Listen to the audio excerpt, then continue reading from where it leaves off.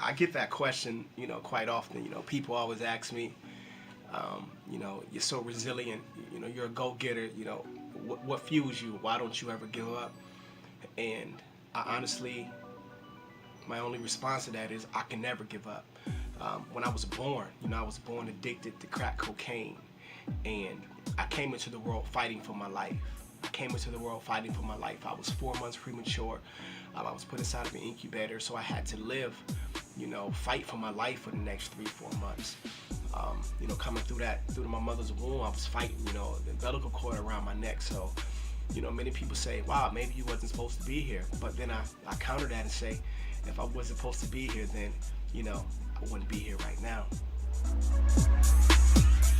Musically, what keeps me going is the love of creating things that's going to get people excited, get them to dance, get them to feel good about themselves, give them the feeling of life is not as all bad as they perceive it to be, because life is really only what you make it out to be. And it took me a very long time to understand what that meant. It took me a very long time to understand life is what you make it. So I just began to create life for myself, and it turned out to be a pretty awesome thing for me. Another reason I can't give up is because God has blessed me, man, and tremendously.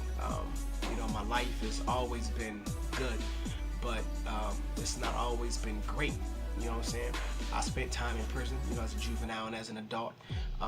I've been through the mental and physical abuse as a kid and as an adult, and I continue to go because I know there's a lot more people, who feel just like I do. I know there's a lot more kids, man, who's experiencing what I did as a kid. So if I felt like if I had somebody to interject in my life and and be my intercessor, man, and give me a different route to look at, then I think my path would have been a little different.